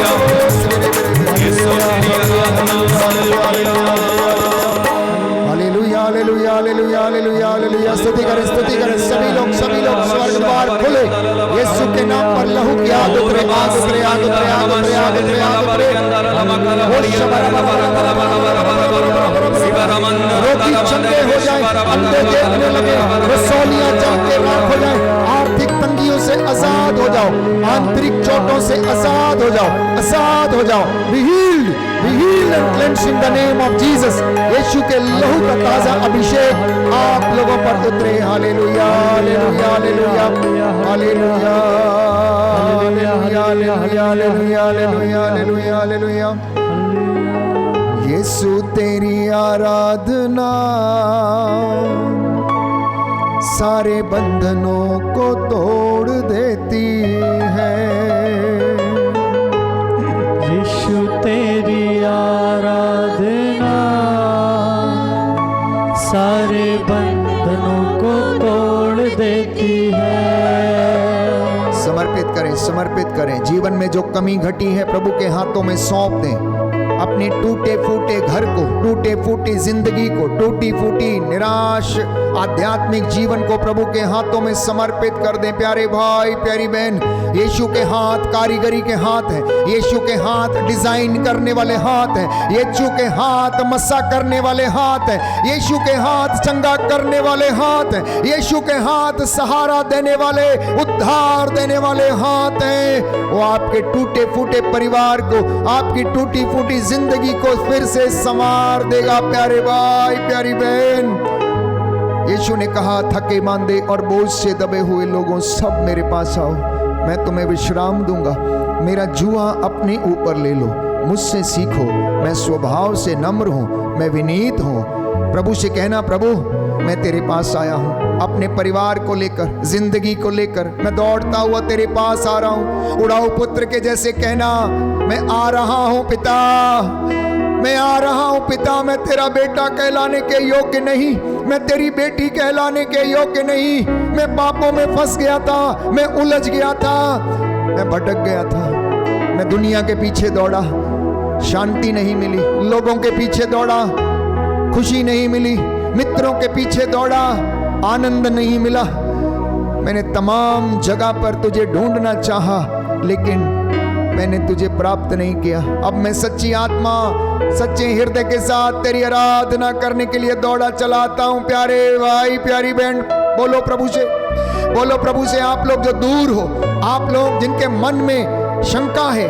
जिनके मन में डाउट है कि ये बातें असंभव है, कुछ नहीं हो सकता, प्रभु का वचन कहता है लूकस के सुसमाचार अध्याय 18 पद संख्या 27 में, जो बातें मनुष्यों के लिए असंभव है वो प्रभु के लिए संभव है। जो बातें मनुष्यों के लिए असंभव है वो प्रभु के लिए संभव है। जो डॉक्टर नहीं कर सकते वो प्रभु कर सकता है। प्रभु यीशु पिता का अब्दी नूर है। प्यारे भाइयों और बहनों, बादशाहों का बादशाह है, वो स्वर्ग से उतरा है मेरे और आपके उद्धार के लिए। जो उसके पास जाएगा उसके लिए स्वर्ग का द्वार खुल जाएगा। मैं देख रहा हूं यहाँ पर बहुत से लोग हैं जिन्हें शंका है हम अच्छे नहीं हो सकते। मैं देख रहा हूं जिनके अंदर अपराध बहुत भरा हुआ है।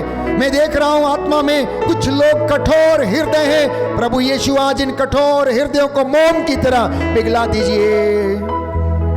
प्यारे भाई, प्यारी बहन, एक बार प्रभु से कह देना, मुझ पर दया कर, ना केदार के जैसे मैं पापी हूं, प्रभु मुझे क्षमा कर, मैं रोगी हूं, मुझे चंगा कर, मेरे जीवन में आर्थिक तंगियां हैं, प्रभु मुझे आजाद कर, नौकरी ढूंढता हूं मिलती नहीं है, इंटरव्यू देता हूं सफल नहीं होता हूं, परीक्षाएं देता हूं फेल हो जाता हूं, मेरे बच्चे मेरी सहायता नहीं करते, बुढ़ापे में उन्होंने मुझे छोड़ दिया, त्याग दिया है, परंतु एकमात्र परमेश्वर तू है जो वचन कहता है कि तू कभी ना छोड़ेगा। हे नाजरत के राजा, हे प्रभुओं के प्रभु, आज अपनी महिमा में दिखा, इस जगह में तेरी महिमा प्रकट होने दे। अंधे के जैसे पुकारना। प्यारे भाइयों और बहनों, हो सकता आपकी आंखें अच्छी हैं लेकिन आपका विचार अंधा है। हो सकता है आपकी सोच बुरी है। प्यारे भाइयों और बहनों, हो सकता है विचारों को लकवा मार गया है, हो सकता है सोच को लकवा मार गया है, सुनने की शक्ति को भी लकवा मारा हुआ है, अर्धांग रोगी की तरह जीवन आप हो सकता बिता रहे हैं। प्रभु पूछ रहा है, क्या चाहते हो मैं तुम्हारे लिए क्या करूं? यरीको के रास्ते पर प्यारे भाइयों और बहनों, अंधा बैठा हुआ था।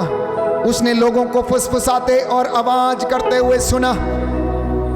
उसने लोगों को सुना कि ईसा नाजरी उस रास्ते से होकर गुजर रहे, इसलिए वो जोर से चिल्ला उठा, बिना किसी शर्म के, बिना किसी लोक लज्जा से उसने जोर से चिल्लाया और कहा, ओ ईसा नाजरी, ओ ईसा नाजरी, मुझ पर दया कर। क्या आप ऐसा बोल सकते हैं? जो चाहते हैं कि शुद्ध हो जाएं, जो चंगे होना चाहते हैं, रसौलियों से आजाद होना चाहते हैं, अंधेपन से दूर होना चाहते हैं, क्या आप ऐसा बोल सकते हैं? अगर आप बोलेंगे तो प्रभु रुकेगा, आपकी आवाज को सुनेगा। आपकी आवाज में वो ताकत, वो हिम्मत, वो सामर्थ्य, वो दृढ़ता, वो पवित्रता होनी चाहिए, तब बोलना प्यारे भाई और बहनों। और मैं आपको विश्वास दिलाता हूं, आज आपके परिवार के बंधन टूटेंगे, माता पिता के बंधन टूटेंगे, आपकी जिंदगी में बच्चों के बंधन टूटेंगे, नशे के एडिक्शन के बंधनों से आप आजाद हो जाएंगे, ईर्ष्या द्वेष वैमनस्य से, लड़ाई झगड़ा मन मुटाव से आजाद हो जाएंगे। प्रभु आपको आजाद करेगा, क्योंकि प्रभु अपने वादों का पक्का है। बोलो आमीन, आमीन, हालेलुया, हालेलुया। हे ईसा नाजरी, हे ईसा नाजरी, ओ दाऊद के पुत्र ईसा नाजरी, ओ दाऊद के पुत्र ईसा मुझ पर दया नाजरी, कीजिए, मुझ पर दया मेरे कीजिए, परिवार पर दया कीजिए, परिवार पर दया मेरी कीजिए, संतान पर दया कीजिए, मेरी संतान पर दया मेरे कीजिए, पुरोहितों पर दया कीजिए, मेरे पुरोहितों पर दया कीजिए, माता पिता पर दया कीजिए। माता पिता पर दया कीजिए। Hallelujah, hallelujah, hallelujah, hallelujah, hallelujah, hallelujah, hallelujah. Hallelujah. प्रभु ये उचित समय है प्यारे भाइयों और बहनों, इसलिए प्रभु से मेल करना, प्रभु से मेल कर लेना। अफेसियों का पत्र अध्याय 5 पद संख्या 16 में प्रभु का वचन कहता, वर्तमान समय का पूरा लाभ उठाइए। ये पवित्र आराधना में प्रभु आपको ब्लेस करने जा रहे हैं, एक एक को प्रभु यीशु आपको ब्लेस कर रहे हैं। वो हमारे बीच में है प्यारे भाइयों और बहनों, जो कहना चाहते हैं कह दीजिए, जो मन्नतें रखना चाहते हैं रख दीजिए। प्रभु आपके आंसुओं को बेकार नहीं जाने देगा, आपके आंसुओं को बेकार नहीं जाने देगा। प्रार्थना करें, प्रार्थना करें, प्रार्थना करें, बंधन टूटे, आंतरिक चंगाई मिले। आप में से कुछ लोग दुश्मनी से पीड़ित हैं, आप में से कुछ लोग क्रोध की गंदी दुष्ट आत्मा से पीड़ित हैं, आप लोगों में से कुछ लोगों के हृदय पर बड़े बड़े घाव हैं, क्षमा करने में असमर्थ हैं, मनुष्य होने के नाते अनेक प्रकार की तंगियों से गुजर रहे हैं, अकेलेपन के शिकार हैं। Many of you are feeling loneliness. आप में से कुछ लोग संसार में खुशी पाने की कोशिश कर रहे हैं लेकिन मिल नहीं रही। आपके घर में अच्छे बिस्तर हैं लेकिन नींद आपको नहीं आती है। आप में से बहुत से लोग हो सकता है जिद्दी हैं, बच्चे आपके जिद्दी हैं, कठोर हृदय हैं। हो सकता आप में से कुछ एक लोग वासना से, बुरी आदतों से भरे हुए हैं, एडिक्शन के शिकार हैं। समर्पित करना, समर्पित करना। Offer all your infirmities to the lord, offer all your weaknesses to the lord. आंखों की पवित्रता के लिए प्रार्थना कीजिए, कानों की पवित्रता के लिए प्रार्थना कीजिए, जुबान की पवित्रता के लिए प्रार्थना करना। इस वक्त नतमस्तक हो जाना और प्रभु से कहना, ओ ईसा नासरी दाऊद के पुत्र, मुझ पर दया कर, मेरे पापों को क्षमा कर, मेरे घराने को क्षमा कर, खानदानी पापों से आजाद कर, माता पिता को आजाद कर, हमारे पूर्वजों से चली आई निरर्थक जीवनचर्या, ट्रांसजेनरेशनल प्रॉब्लम, पारिवारिक समस्याएं, कौटुंबिक व्यभिचार से हमें आजाद कर, आजाद कर, आजाद कर। बोलो आमीन, आमीन, आमीन, आमीन। Hallelujah, hallelujah, hallelujah, hallelujah, hallelujah, hallelujah, hallelujah. Hallelujah. आप में से बहुत से लोग हो सकता है आंतरिक चोटों से परेशान है। Therefore you need inner healing. Many of you are suffering from the inner hurts. आत्मा में चोटें हैं, हृदय में चोटें हैं। मम्मी ने दिल दुखाया, पापा ने दुखाया, पड़ोसी ने दुखाया, मित्र ने दुखाया, अधिकारी ने दिखाया। हो सकता है आपके अधिकारी, पल्ली पुरोहित, फादर, सिस्टर, किसी ने आपको कुछ ऐसा बोल दिया जो आपको अच्छा नहीं लगा। आप उसको अब तक उस बोझ को ढोरे, त्याग देना, छोड़ देना पीछे, क्षमा करना। प्यारे भाई और बहनों, यीशु ने कहा, दोष ना लगाओ, तुम पर भी ना लगाया जाए। तुम क्षमा करो, तुम्हें भी क्षमा मिलेगी। पवित्रता में रहो और मैं तुम्हारे घर में निवास पास करूंगा। बोलो आमीन। आमीन। बोल हालेलुया, हालेलुया। हालेलुया। हालेलुया। हे प्रभु यीशु, हे प्रभु यीशु, हे नाजरत के राजा, हे नाजरेत के राजा, ओ ईसा नाजरी, ओ ईसा ओ नाजरी, दाऊद के पुत्र, ओ दाऊद के मुझ पर दया कर। मुझ पर दया कर। हे परम प्रसाद में उपस्थित प्रभु यीशु, हे परम प्रसाद में उपस्थित मैं प्रभु तेरी यीशु, आराधना करता हूँ, मैं तेरी आराधना तेरी महिमा गाता हूँ। तेरी महिमा। Hallelujah, hallelujah. हालेलुया। हालेलुया। प्यारे भाइयों और बहनों, अपनी पास्ट मेमोरीज को वॉश आउट कीजिएगा, प्रभु के सामर्थ्य से उसे निकाल दीजिएगा। हो सकता है बच्चों के हृदय पर चोट लगी है, उनके पापा ने उन्हें मारा, हो सकता है उनका पापा क्रोधी था, हो सकता है नशा करने वाला था, हो सकता था चोर, उचक्का या लफंगा हो सकता है, जिसने अपने बच्चों पर ध्यान नहीं दिया, इसलिए वो बच्चे अपने पिता से घृणा करते हैं। बच्चों, अपने माता पिता को माफ करो, माफ करो। ये समय है प्रभु के सामने उनके लिए प्रार्थना करने का। हो सकता है आप लोग अपने जीवन में बहुत अधिक परेशान हैं, आपके बच्चे दूर दराज में कहीं देश विदेश में रहते हैं, वहाँ उनको कोई सहारा नहीं। प्रार्थना करना, ये आंतरिक चंगाई का समय है। Let us pray for the inner healing. अपने दोनों हाथों को सीने पर लगाओ, प्रभु से कहना, प्रभु मुझे आंतरिक चंगाई दीजिए। हे यीशु राजा, मेरे अंदर के मन को चंगाई प्रदान कीजिए। Lord heal me from all my inner infirmities. Lord heal me and console me. Lord many a times I go away from you. Lord, many a times I fall away from you. बहुत बार मेरे मन में, मेरे हृदय में चोटें लग जाती, मेरे भाई बहन के द्वारा मैं दुखित हो जाता हूँ। आइए हम प्रार्थना करेंगे।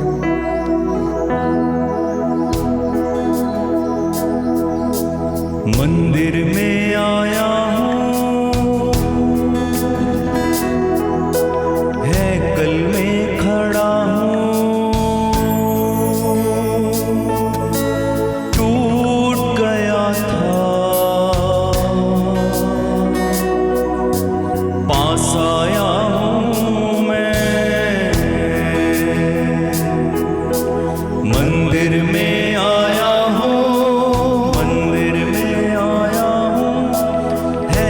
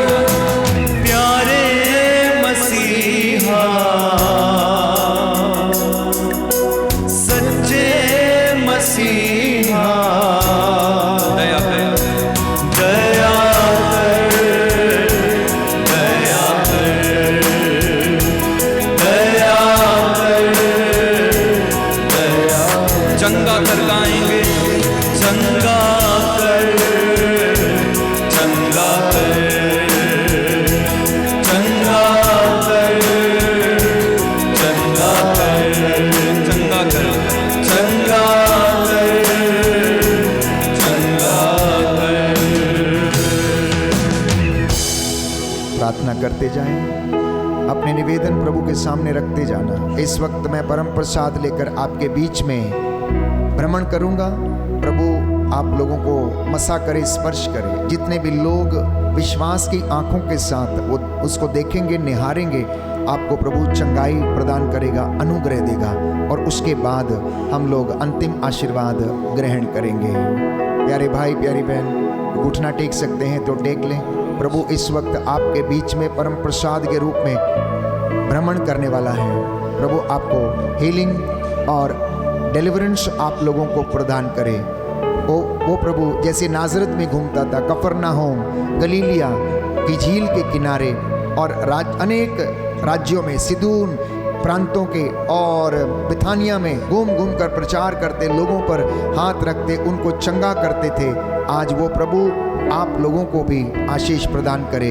ये यरीको की गलियां हैं, कफरनाहोम की गलियां हैं, गलील की गलियां हैं, नाजरत की गलियां हैं, जहां से प्यारे भाइयों और बहनों जब वो गुजरे तो अंधों ने चिल्लाया, रक्तस्राव पीड़ित स्त्री ने चाहा कि उसके कपड़े का पल्ला छू ले तो चंगी हो गई। आप में से जितने लोग भी आंखों में पानी के बहने से परेशान है, रक्तस्राव से परेशान है, सफ़ेद पानी आने से परेशान है, यीशु का लहू आपके शरीर की नसों में दौड़े और आज अभी और इसी वक्त आप लोग चंगे हो जाइए। आमीन। यीशु का पवित्र लहू आपके सूखी नसों में दौड़ने लगे, सूखी हड्डियों में आपको मसा प्रदान करे। आमीन। आपके जीवन में जो बेरोजगारी, आर्थिक तंगी है, उससे आपको प्रभु आजाद करता है। आमीन। प्रभु आपके बच्चों को हर प्रकार के बंधनों से आजाद करता है। आमीन। प्रभु आपके लिए अनुग्रह के द्वार को खोल रहा है। आमीन। आइए बड़ी भक्ति के साथ भाई के साथ इस गीत में शामिल हो जाएं और हम इस वक्त अपने बीच में प्रभु का स्वागत भी करते जाएं। छू मुझे, छू यीशु मुझे छू, छू मुझे, छू यीशु मुझे छू, छू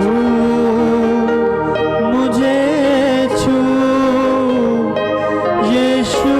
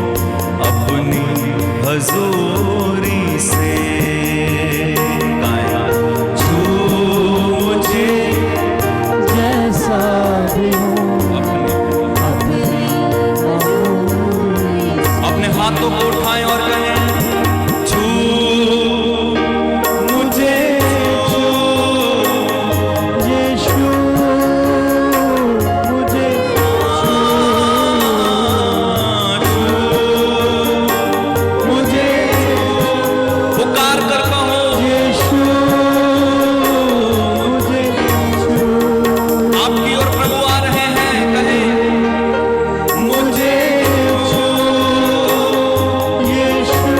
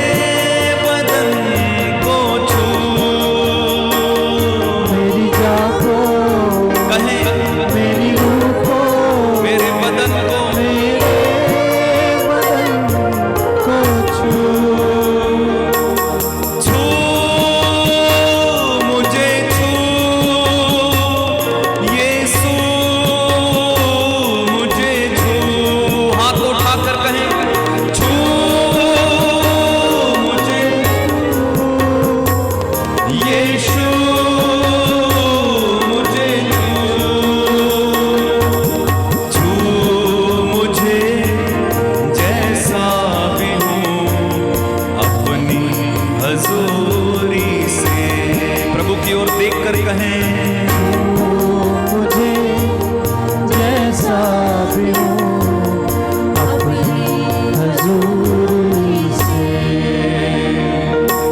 सोना चाहूं न मोती, तेरा फजल बस रहे। सोना चाहूं न मोती, तेरा फजल बस रहे। जीवन की रोटी मसीहा, तेरा रहम बस रहे। जीवन की रोटी मसीहा तेरा रहम बस रहे। छांट मुझे मेरे मसीह अपनी मामूरी से। छांट मुझे मेरे मसीह अपनी मामूली। एक अंतिम बार अपने हाथों को उठा के अंतिम बार छू मुझे, छू यीशु,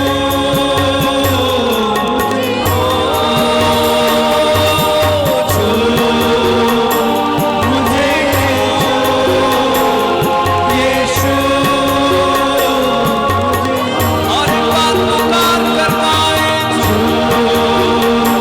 मुझे, यीशु हमारे बीच है। यीशु छू मुझे, यीशु।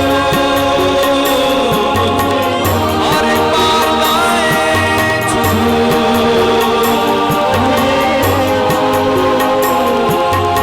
छू मुझे, छू मुझे,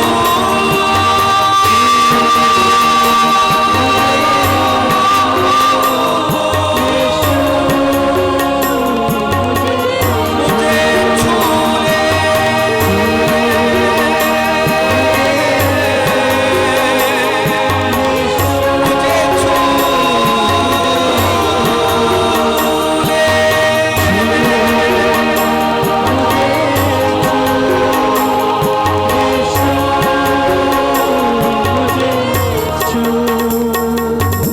छू मुझे जैसा भी हूँ अपनी हजूरी से।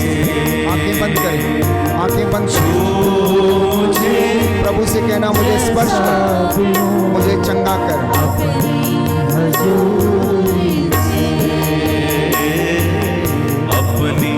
हजूरी से।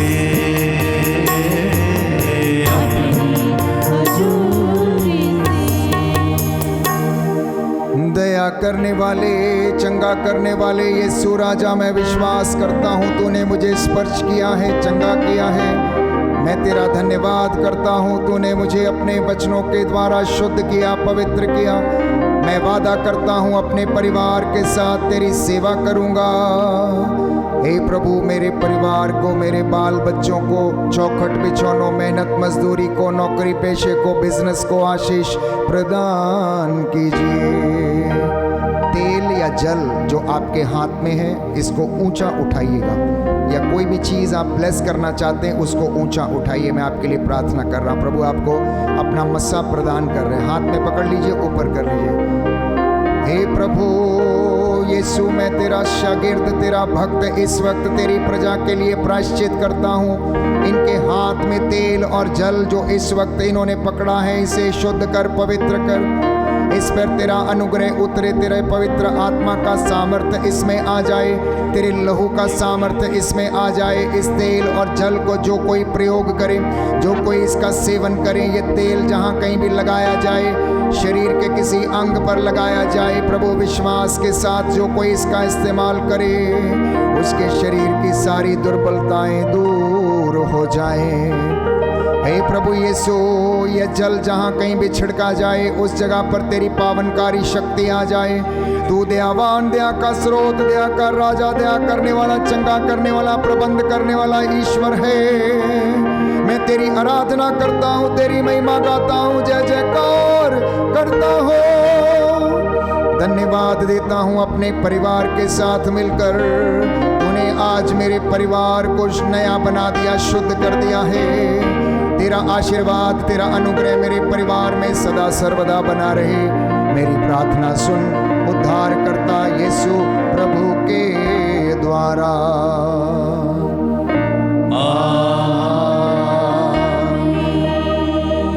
पवित्र पवित्र परम प्रसाद की आराधना हो, स्तुति हो, महिमा हो सदा सर्वदा। ऊंची आवाज में पवित्र पवित्र परम प्रसाद की आराधना हो, स्तुति हो, महिमा हो सदा सर्वदा। सर झुकाएं।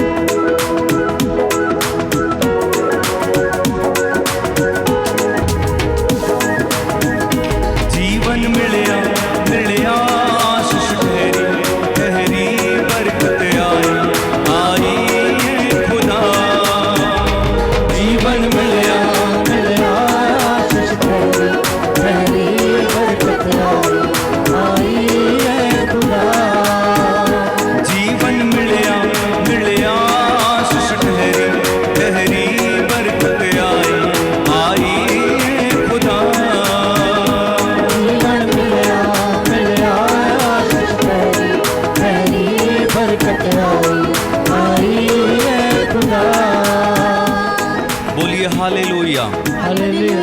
कितने लोग आनंदित होकर जाना चाहते हैं? पक्का? एक लास्ट बार, ठीक है? जिसको नाचना है नाच सकता है। कम ऑन, चलिए मिलकर गाएंगे।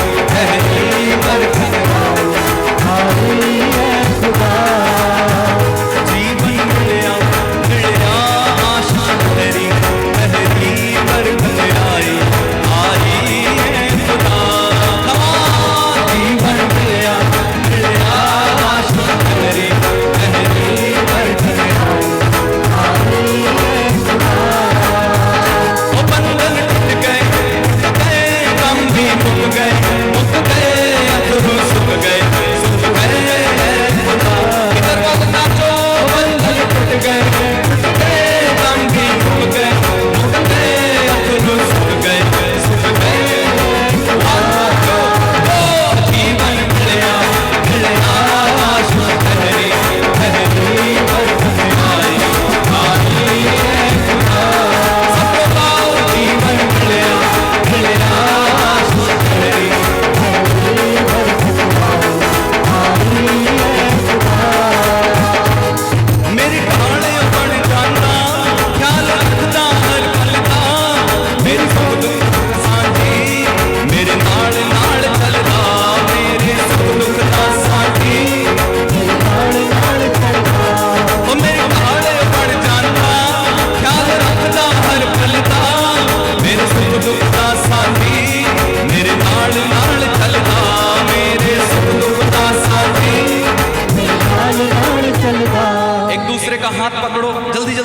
का हाथ पकड़ो, एक दूसरे का हाथ पकड़ो जल्दी से और ऊपर उठाओ। मैं नाचना सिखा रहा हूं आपको, ऊपर उठाओ। ओके, आप थोड़ा हिला के 1 2 ना मैं अकड़ा ना मैं